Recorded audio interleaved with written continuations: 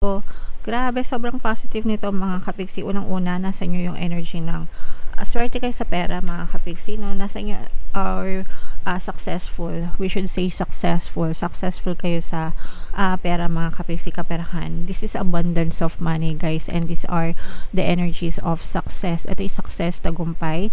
Parang ano, guys, parang nagbabiyahe kayo, nagta-travel kayo, nagjo-journey kayo papunta sa kasaganaan. So, papunta ka sa kasaganaan mga kapiksi, okay?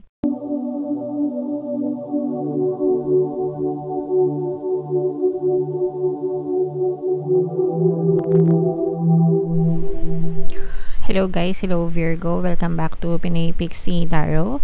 Ang pamagat ng episode natin for tonight is monthly taroscope para ngayong February para sa Virgo, Sun, Moon, Rising, Sign, and Venus. General reading lang guys, pwede mag-resonate, pwedeng hindi. Combination ng positive and negative energy mga kapiksi. Sa dulo ng video guys, magkakaroon tayo ng yes or no pick a card reading. Ito yung deck na gagamitin natin mga kapiksi. So, pwede kayo magtanong ng isang tanong answerable by yes or no. Tapos, pili kayo ng isang card.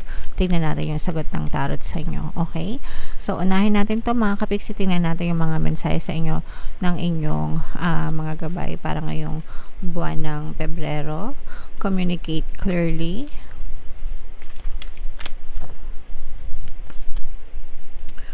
Recovery. Wow.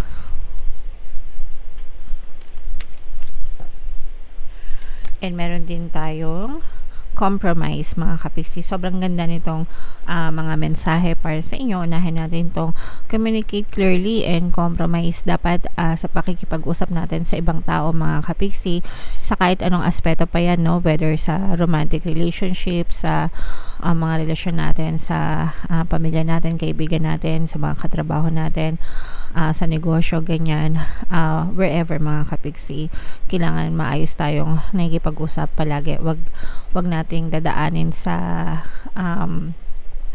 pagka mainitin ng ulo.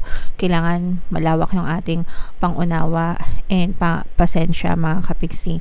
And kung ano yung mga expectations nyo, huwag kayong mahiya na sabihin sa ibang tao, and ganun din dapat alam nyo rin yung mga expectations nila from you, tapos dapat matuto kayong mag-compromise, kompromiso mga kapiksi, okay?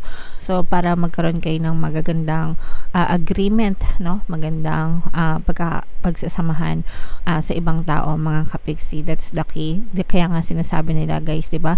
Communication is the key para sa isang harmonious na relationship. So, pag sinabing relationship guys, hindi lang yan sa romantic, lahat ng aspeto ng relasyon, yung pakikipagkapwa tao natin mga kapiksi. Okay? And then another message, ito guys, maganda din ito kasi recovery, no? Pagbangon, pag-recover guys, pagbawi. So, sa kahit anong aspeto, pwedeng sa kalusugan nyo guys, no? Kung kayo may mga pinagdadaanan sa inyong kalusugan, pwedeng nakaka-recover na kayo. Pero guys, pagdating sa health guys, always yan sa mga doktor, no? Doon kayo magpa-check up, 'di ba? Palagi ko sinasabi yan. Wag nyong i-take for granted yung kalusugan nyo, whether may nararamdaman kayo or wala kayong nararamdaman. Mas maganda na magpakonsulta sa sila yung professional, sila yung may tamang kaalaman, sila yung meron tamang tools, 'di ba? Para ma-diagnose ko ano yung nangyayari sa katawan nyo. Parang technician, 'di ba? Pag may sira yung cellphone mo, saan ka pupunta? Sa technician. Pag may sira yung computer mo, saan ka pupunta? Sa computer technician, ganyan. Pag may sira yung bubong mo, saan ka pupunta? Carpentero. So, kapag merong sira yung katawan mo, saan ka pupunta? Sa doktor, 'di ba? Sila yung mga experto diyan, mga kapiksi. Pero maganda itong senyales na kahit papano guys, unti-unting nakaka-recover na kayo, and kahit hindi sa kalusugan, sa kahit anong aspeto ng buhay nyo, pwedeng sa financial mga kapiksi, or sa mga pagsubok, kung may mga pagsubok kayong pinagdaanan sa buhay nyo guys, this is a sign na unti-unti na kayo nakaka-recover, makakabangon, makakabawi sa buhay nyo mga kapiksi. Okay? Alright, so i-mind nyo yan, syempre dapat minamind yan. Pagdating sa recovery guys, no, mind recovery, mind pagbawi, mind pagbangon, para talagang maging ma-okay. Maging ma-okay kayo mga kapiksi. Alright. So, tingnan natin yung ganap sa buhay nyo Virgo ngayong February. Shuffle ko to guys. Habang sinashuffle ko to, panoorin nyo muna yung video natin regarding sa ating paano mag-manifest ng abundance video course. Kapiksi, sawa ka na ba sa mga struggles at hirap sa buhay mo? Masipag ka ba at masikap sa buhay ngunit hindi ka pa rin umaasenso? Ilang beses ka na bang nag-attempt magnegosyo at mag-invest pero palagi ka pa rin nalulugi? Sa pagkakataon na ito ay maaaring may subconscious beliefs ka na nagiging balakid sa iyong pag-unlad at pagyaman. Introducing, paano mag-manifest ng abundance video course. Dito ay matututunan mong ma-overcome ang mga balakid mo para tuluyan ka ng umunlad, umasenso, sumagana, maging matagumpay, successful at maswerte sa iyong kabuhayan, pera, trabaho, negosyo, salapi at kaperahan ng bonggang-bongga. Dali, mag-send na ng email sa pinoypixitaro@gmail.com at simulan na ang iyong pagyaman ngayon.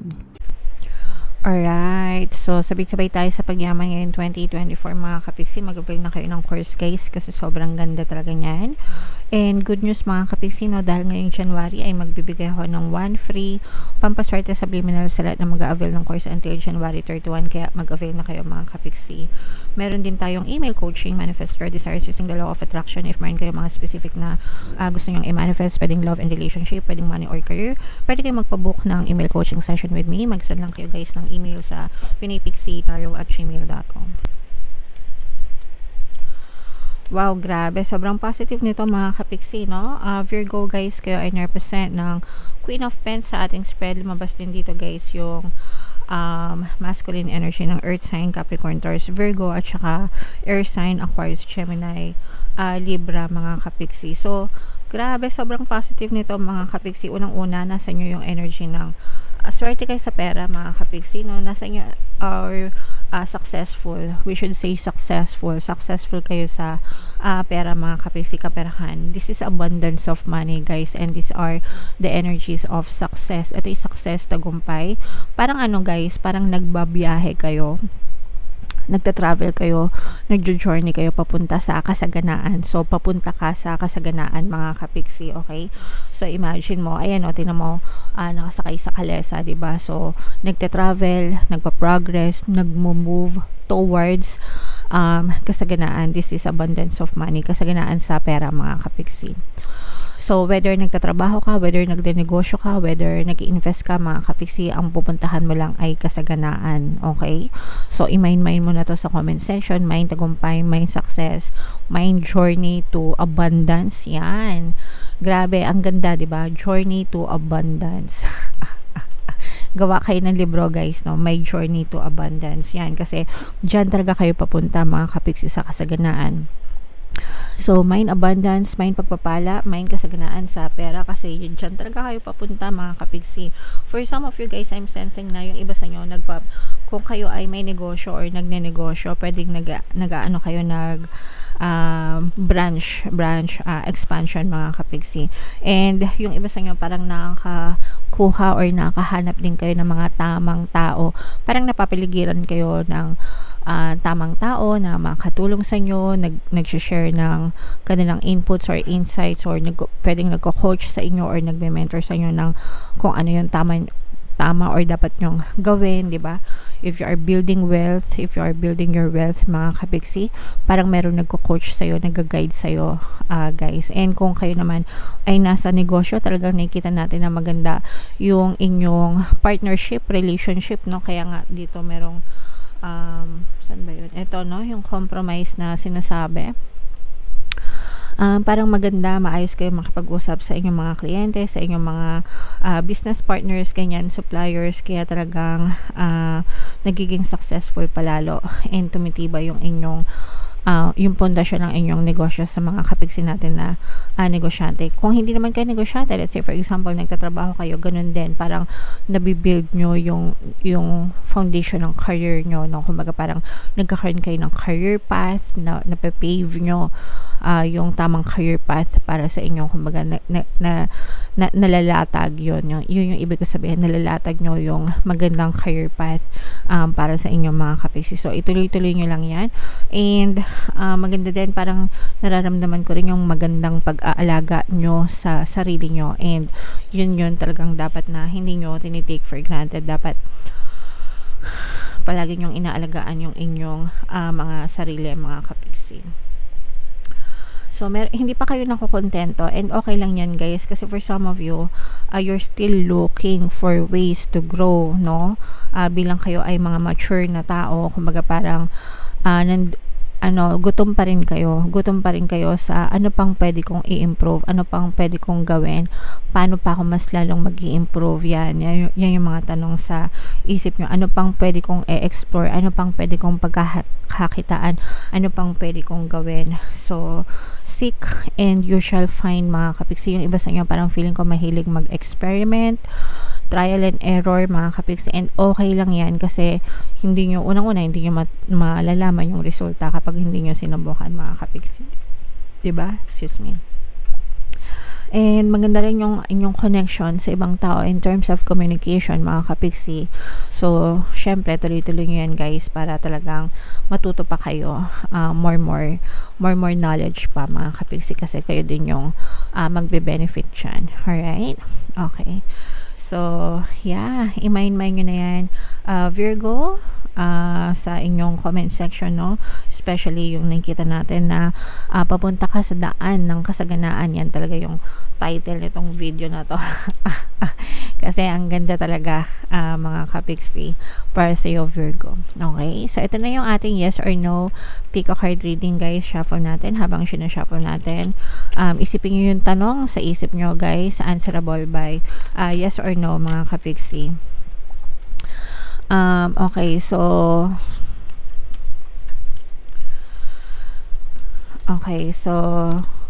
habang sinashuffle natin to, guys, naka-flash sa screen nyo, ay hindi, sorry, yung ating manifestation membership, no, i-click nyo lang yung link dito sa baba, join button, o kaya dito yung link ilalagay natin sa taas, mga kapiksi.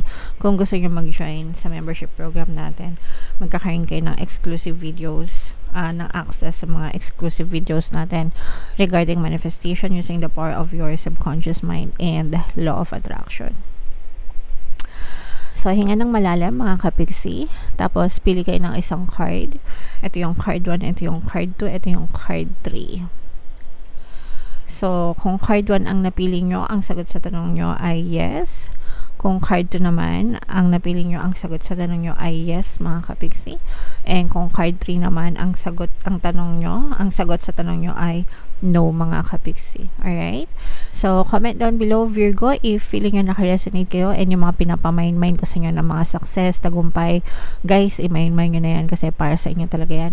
Ito yung ating mga pampaswerte subliminal, guys. Pakinggan nyo na, no? Para maging maswerte talaga kayong tuluyan. And ito naman yung ating success stories ng paano mag-manifest ng abundance video course. Click here to subscribe, guys, and click here to join our membership program. Thank you for liking, sharing, and subscribing. See you again next time. I love you all. Have a nice day. Bye-bye.